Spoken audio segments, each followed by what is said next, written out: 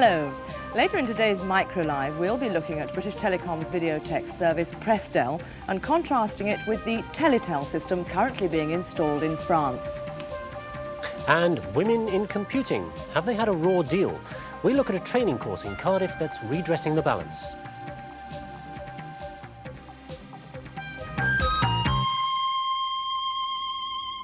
But first, here's a warning for anyone considering taking out a maintenance contract for computer equipment.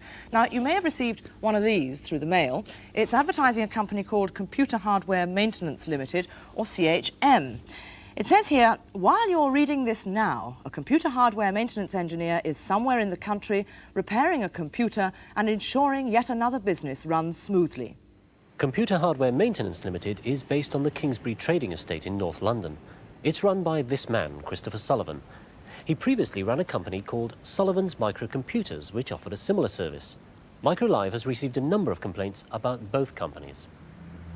We have a very large number of customers, and of the number of complaints that you've received, I'm sure it's a small proportion in comparison to the number of clients that we service. Stan Turner of Essex was one of those clients, and his experience was typical. He's an international accountant who bought a serious computer to help with his growing business. In June 1984, he took out a 2-year maintenance agreement with Sullivan's Microcomputers. His contract implied that there would normally be a 24-hour response time and replacement equipment if repairs couldn't be carried out on site. But no engineer ever arrived within 24 hours. Once, Mr. Turner had to wait 13 days.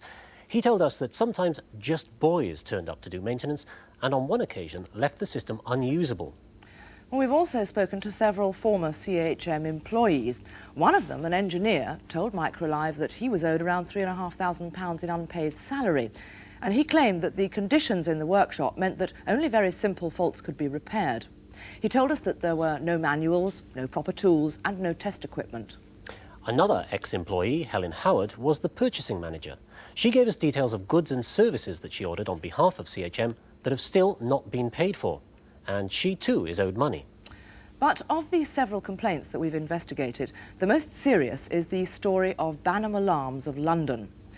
In November 1985, Banham's office manager, Derek Reeford, asked CHM to supply references from previous customers before signing an agreement himself.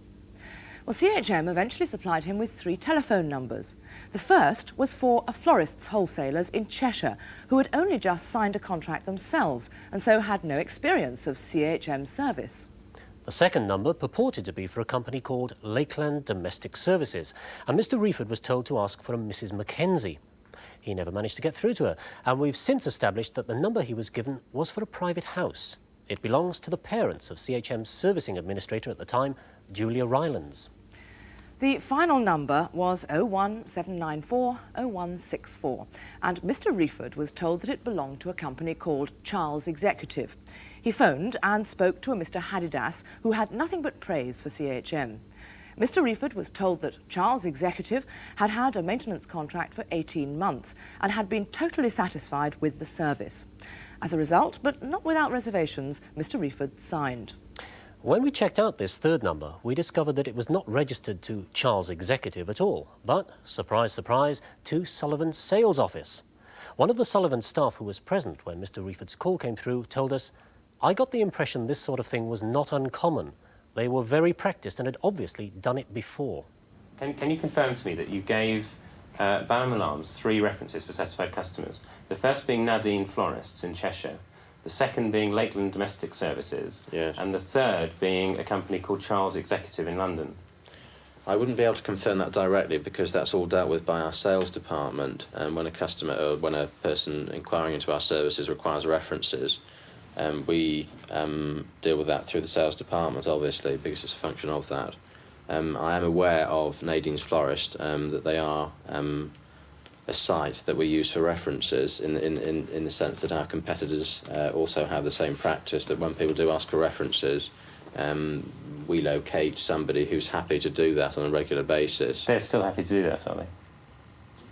I would imagine so, yes. In fact, they're not. In fact, they're considering taking legal action against your company. Nadine's Florists are not considering taking legal action against the company. I spoke to them yesterday. Yes, I've also spoken with them, and as far as I'm aware, at this moment, they are happy. The reason I'm asking is because when we checked up on those references, first of all, Nadine Flores, as I said, are now a dissatisfied customer. The second number, which purported to be Lakeland Domestic Services, in fact turned out to be Julia Ryland's parents. Julia Ryland's being your previous servicing administrator. Really, I can't speak about this. I know nothing of it, and it is not. Well, who would have given out that number as Lakeland Domestic Services? That is not our practice. Patrick, I don't feel that we should put this sort of thing. Well, I think it's a fair question. I mean, you gave references to a company. It's an allegation of fraud. It's an allegation of fraud, and this is the first time that this has been presented to me, and I don't feel that it is reasonable to expect me to make comment on it at all, apart from deny it, of course. Well, can I just go on to the third number, which you claimed was Charles Executive or somebody from the company? As I said, I would like to do some research and get back to you either way with what I found out. Okay, well, we know that these things are true. So if you're saying that you don't know about these things... Yes, well, I don't feel that I can make comments about this. You realise I could be... this could be a matter for fraud. I thought we were having... Well, if it's true, it could be a matter for fraud, I thought we were having a serious discussion. And that was the last word Mr. Sullivan was prepared to say on film. The door to the workshop was kept locked while our crew was there, and Mr. Sullivan refused to let us film inside. So, as it says in the CHM leaflet, in the end, your decision will rightly come down to assessing the service computer hardware maintenance gives you. Well, you said it, Mr. Sullivan. Our advice to anyone thinking of taking out a maintenance contract is check whether a company is reputable by calling Computing Services Association on 01 405 2171. That's 01 405 2171. It's difficult at the best of times to keep up with the fast-moving world of technology, but all the more so if you're a woman with young children. For the last 5 years I worked as secretary PA for a small family company. And then I got pregnant and my husband moved to Cardiff. So for the last 2 years, my daughter's 2. I haven't done anything at all, apart from this course. In the docklands of Cardiff, there's a derelict factory that used to turn out Burley bras. Now it's home for a course in information technology. It's run by women for women, and that means it's designed to fit in with the needs of their children. My reasons for taking up the course in particular was I wanted to bring my skills up to date. And the crash facilities were, very, very important to me. The fact that my daughter was on the premises. I mean, she was just over 1 when I came, so she was quite young. And I think that means a lot to a lot of the women that attend the course.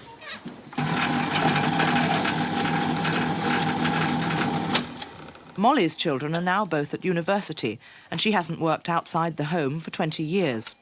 She felt that life and technology were passing her by. After all, when Molly was at school, science was a subject best left to the boys. So, a course with other women with similar apprehensions and standards was appealing. For like many of the others on the course, she was starting from scratch, learning about the hardware as well as the software, and she has a chance to work on her own individual projects. We've just started on projects which we have to do in our final term. They're for our benefit so that we can go to potential employers and say that we have covered this and have something constructive to show them. This is about light-emitting diodes. And this is just the very first project in the book. And the light should have lit, but it hasn't. So I'm waiting for Joe. Right, is it working? No, it's in the top. The students attend for 2.5 days a week for a full year, following a wide curriculum to give them the opportunity to taste all areas of electronics and computing.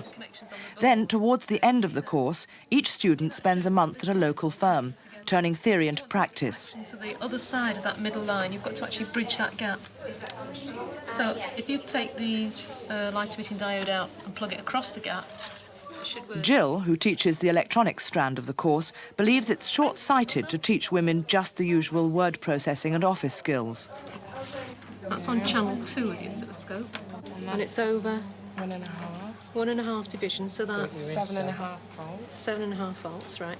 Now, when you want to work out the gain to see how well your board has actually amplified the input signal, gain is equal to the output voltage divided by input voltage. At the moment, there is a 50% shortfall in areas of high specialism and expertise. And if women are to take advantage of these job opportunities, then these sort of courses must teach not only traditional office skills, but also all the other aspects of the new technology. And at the beginning, you didn't think you would be able to do it. You know, you look at the computer and you think, oh, no, you know, this isn't for me. And when they put a soldering iron in your hand, you thought, oh. But now at the end, it seems as if we've always known it. It's just natural now. South Glamorgan County Council and the EEC have funded the course, but all funding is strictly on the basis that on leaving, the students can and do gain relevant employment. The course has run 2 years and the results are good. We were very surprised the first year what people did actually manage to get into. Quite a few people went in to become trainers themselves, particularly on youth training scheme kind of jobs. Either they were doing introductory computing or they were doing placement work, trying to help young people find jobs. A few people went in to become trainee programmers. Quite a lot of people went on to various kinds of office work where they were using computers. So they were doing databases or accounts or word processing. Some people went on to sales and others went on to further or higher education in electronics.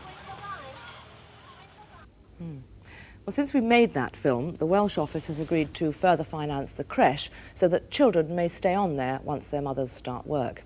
And the address to write to for details of similar courses around the country is the Women and Training Unit, Gloucester College of Arts and Technology, Oxtalls Lane, Gloucester, GL2 9HW.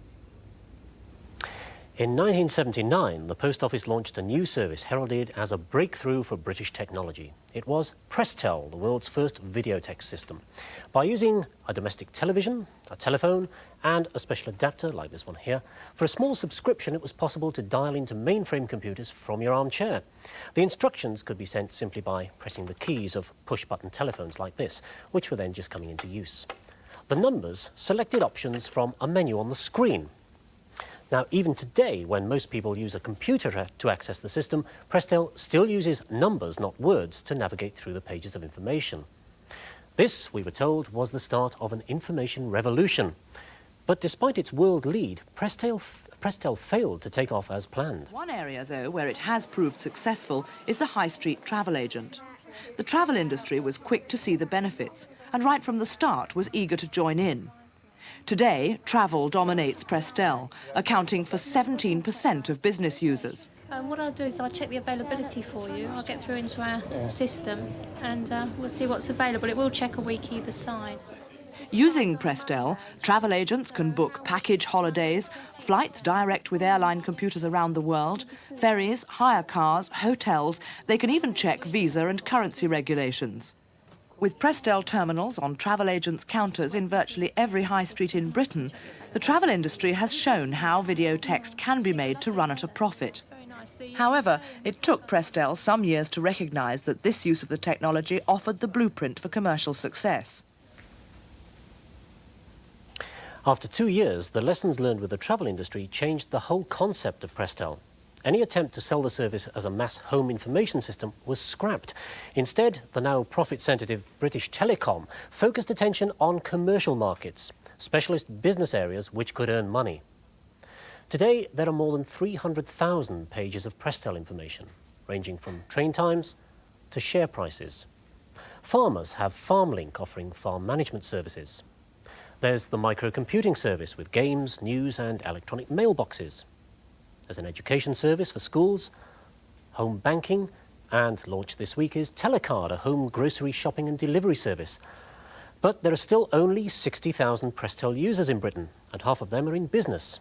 And even among information providers, there are those who think Prestel has failed. This is the quiet village of Harpenden in Hertfordshire. The Manor Pharmacy is the nerve centre of an electronic news and information service for Britain's chemists. On Farm has been set up by pharmacist Idris Hughes. We're looking at product information from companies manufacturing drugs. We're looking at technical information about products issued either by the companies who make the drugs or from official sources of information. We're looking at news. We're putting up prices, current trade information, very, very broad spectrum of information. With more than 600 pages of specialist information, a map of what's available is essential. It shows chemists how to move around the Prestel pages to locate the specific information they need. And it's when complex information like this is presented that some people claim the technical shortcomings of Prestel start to show. Mr. Hughes has been using Prestel for 3 years now. Is he happy with its performance? Not entirely. We're very happy with the vehicle that we have in Prestel, being accessible right across the country, 24 hours a day, at really quite a low cost, that we feel it could be better. In what way? We feel that technically it could offer the user better facilities, which would in turn give the information provider better tools to put information together. And I feel it could be widely promoted to the business community and the professional bodies, much more than it is being done. Here's an example of how the layers of menus on Prestel can frustrate and delay users. Let me show you how we would find information about, say, South Africa for the prevention of malaria from our alert service. This is the first page, which is an introductory page. I can jump straight to the menu for the service. And we're interested in the malarious areas and their monographs, which is item 6 in blue, halfway down the page. And I key 6 to give me the alphabet divided into 4 blocks down in the yellow panel. And I've got to key 5 to give me N to T. And now on the right, at the top there, you'll see South Africa, 49. And there I am at my page, the monograph, the information I want about South Africa. Now, to get there, I've had to make several key presses. What I'd really like to be able to do is to type malaria and South Africa. I get the impression that over the 2 years that you've been working with Prestel, you started with great enthusiasm, but now you're a bit disillusioned. Yes, we are a bit disillusioned. We feel Prestel could have developed the technology further, and we feel they could have promoted Prestel. But it is possible to succeed with public videotex. Although late to the game, the French approached the idea from a totally different angle, and this is their system. It's called Teletel. There are already more than 1 million terminals in use in France. There'll be 3 million by the end of the year. Teletel has created a French terminal industry where none existed before, and it's now beginning to win export orders. Now, one of the reasons for Teletel's success is that it provides a service which people really do have a real use for, an efficient directory inquiries. This terminal here is connected to the national French directory inquiry computer in Brittany, which contains 23 million phone numbers. I just want one of them. Here's the inquiry page, and what I'm after is the phone number of British Airways. How am I doing there? Yes.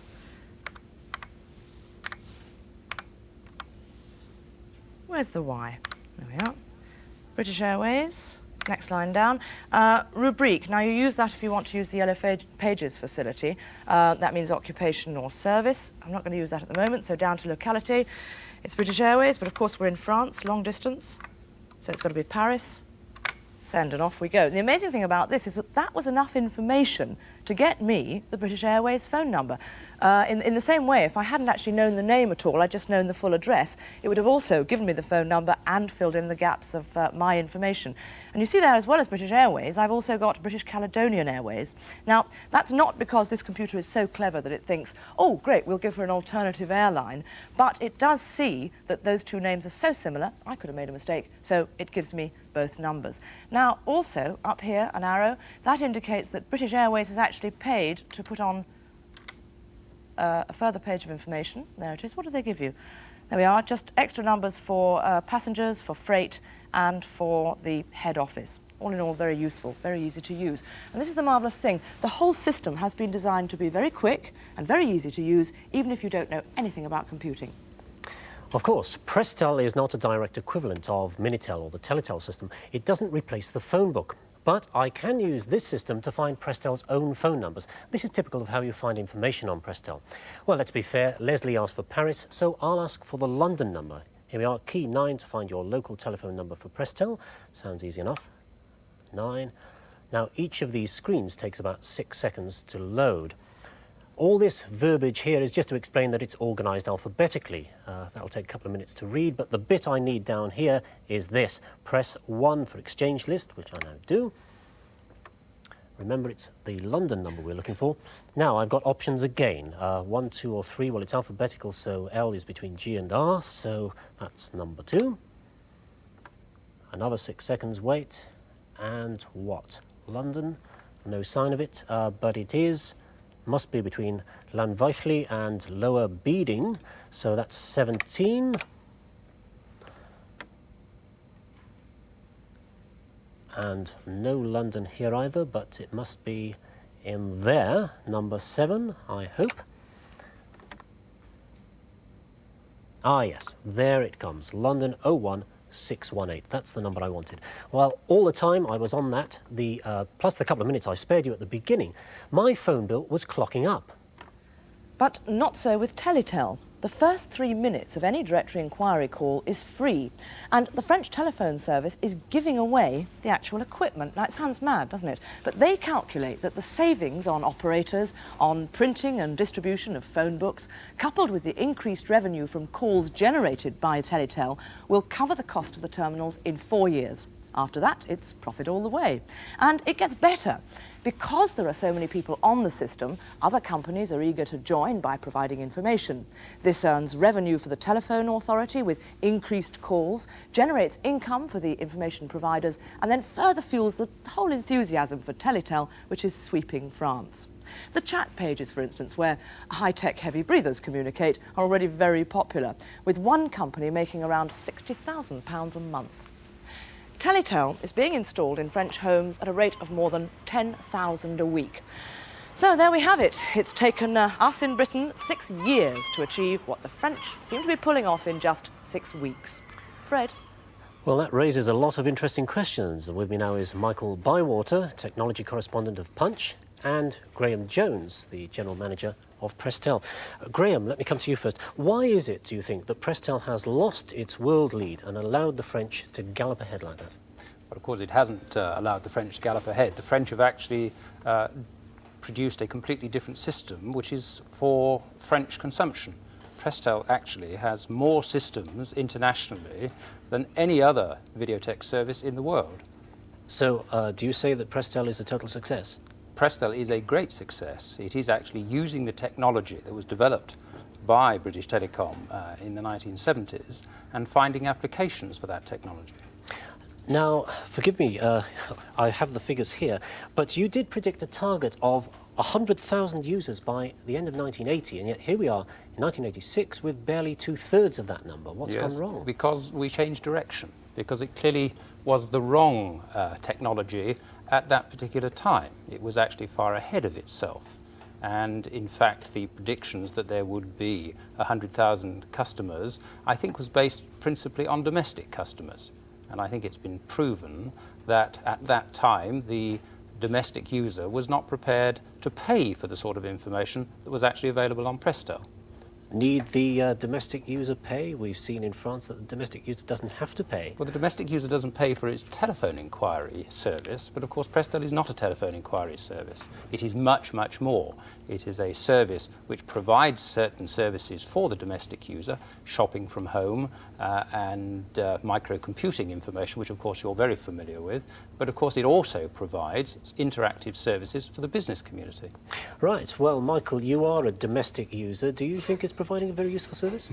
It's not providing one I actually use, and I think one of the central problems is that Prestel itself is almost paradoxically, it's a pre-computer service. It's a service which was originated first in the world pretty well. The technology was revolutionary when it came out. It's quite a remarkable achievement. I think one place it went wrong was appearing on a market which was not yet ready for the technology that it was needed to carry. But the other thing was, it appeared upon a market which hadn't got the idea of the home computer. The idea when Prestel came out that you could have a computer and a screen and a keyboard in your house or in your office was pretty well pie in the sky. So it's tied into the idea of punching in numbers, which you can do on a very simple keypad, of going through screens, which you can do on your television, of taking information chunk by chunk, rather than really tied into the idea of what we now accept as perfectly normal, the home computer. I think that's one place it's gone very badly wrong. The French have started with a great advantage. They've come in, they've seen there's a market, people have got home computers, the keyboard and the screen is something we all live with, just like we live with the kitchen sink and the tin of baked beans. There's nothing strange about it. Give them one of those, they love it. Do you think the French have an advantage there coming in later? Well, they haven't actually come in, of course, and said, in the home are the home computers. They've actually given them the home computers, effectively, by giving them the terminals. And, of course, Prestel has not developed that way, and the 60 or 70,000 customers that Prestel has are real users of interactive, high-value publishing databases. Real users, yes, but some of them are real frustrated users. I mean, we saw Idris Hughes on the film there, who was very frustrated by those awful menu systems, which, as we've seen, take ages to get through. Yes, well, there's a report here from somebody who said that of a sample of 16 searches they made, 4 of them took over 20 minutes to find a very simple piece of information. Now, that is pretty abysmal, isn't it? Really? Yes, well, I think you have to actually look at where Prestel has come from. Of course, it started as being a very simple system, very easy to use, without having to have a high level of understanding of any of the technology. And, of course, this was using the menu-driven system. We are looking to change that, and, in fact, before the end of this year, and hopefully before the end of the summer, Prestel will actually have a keyword searching facility which will allow you to do all of the things that you've actually described so far within the subject areas, and in many cases Mr. Hughes' answers will be there on Prestel by that time. So a keyword search is coming. Will this satisfy you? Well, in a way, yes, it would satisfy me, except that really I can get the information I want elsewhere. I don't particularly use Prestel, but I think it's locked into a more primitive and venal problem than that people now associate information technology with a different sort of a box than Prestel comes in. Prestel is a television and a telephone, and it's not the technology that people associate with going for information. If I was in charge of marketing Prestel, I would find that a very serious and difficult problem to overcome. It's pre the common computer. I think that upsets people. Well, it's very easy to be critical, but what would you do if you were in that position? Thank you very much. I think the first step is obviously keyword searching. That's what people are used to from using computer databases. The commercial ones which have come up since Prestel, you type in your keyword, you say malaria plus Africa, there it is, you've got everything on malaria plus Africa. That's an enormous step forward. Second step forward, of course, has got to be getting rid of this awful page system where you get a chunk of information at a time. I've got to wind you there, I'm afraid. Thank you, gentlemen, very much indeed. Lesley. Well, electronic information services like Prestel are changing the way many of our institutions work, from the city to Fleet Street. One of the men currently very concerned with that change is Andrew Neil, the editor of the Sunday Times. In next week's Microlive, he presents a special report on the implications for all of us. So until then, good night.